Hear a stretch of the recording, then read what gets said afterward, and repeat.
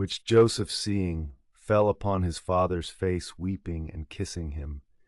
And he commanded his servants, the physicians, that they should embalm his father with spices, who fulfilling his commandments there passed 40 days. For this was the manner of corpses embalmed, and Egypt mourned him 70 days.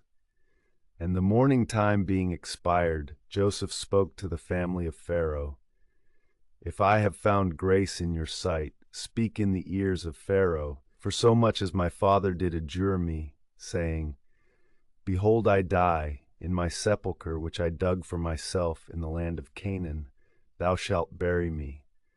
I will go up therefore and bury my father and return. And Pharaoh said to him, Go up and bury thy father as thou wast adjured. Who going up, there went with him all the ancients of Pharaoh's house, and all the elders of the land of Egypt, the house of Joseph with his brethren, saving their little ones and the flocks and herds, which they had left in the land of Geshon. He had also in his train chariots and horsemen, and it became no small multitude.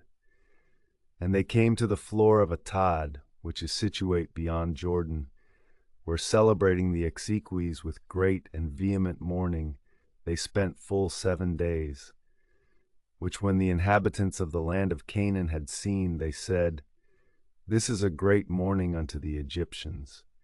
And therefore the name of that place was called the mourning of Egypt. Therefore the sons of Jacob did as he commanded them, and carrying him into the land of Canaan, they buried him in the double cave, which Abraham had bought with the field for a possession to bury in, of Ephron the Hethite against Mamre.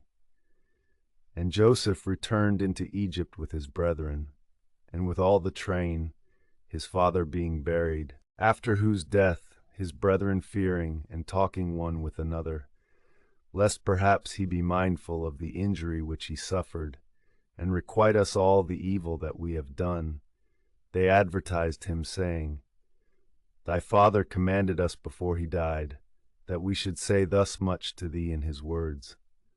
I beseech that thou forget the wicked fact of thy brethren, and the sin and malice which they have exercised against thee. We also desire thee, that to the servants of the God of thy father thou remit this iniquity, whom when Joseph had heard he wept, and his brethren came to him, and adoring prostrate on the ground they said, We are thy servants. To whom he answered, Fear not, can we resist the will of God? You thought evil against me, but God turned that into good, that he might exalt me, as presently you see, and might save many peoples. Fear not, I will feed you and your little ones. And he comforted them, and spoke gently and mildly. And he dwelt in Egypt with all his father's house, and lived 110 years. And he saw the children of Ephraim unto the 3rd generation. Also the children of Machir, the son of Manasses, were born in Joseph's knees. Which things being done, he spoke to his brethren, After my death God will visit you, and will make you go up out of this land, to the land which he swore to Abraham, Isaac, and Jacob. And when he had adjured them and said, God will visit you, carry my bones with you out of this place, he died, being 110 years old, and being embalmed with spices, was put in a coffin in Egypt.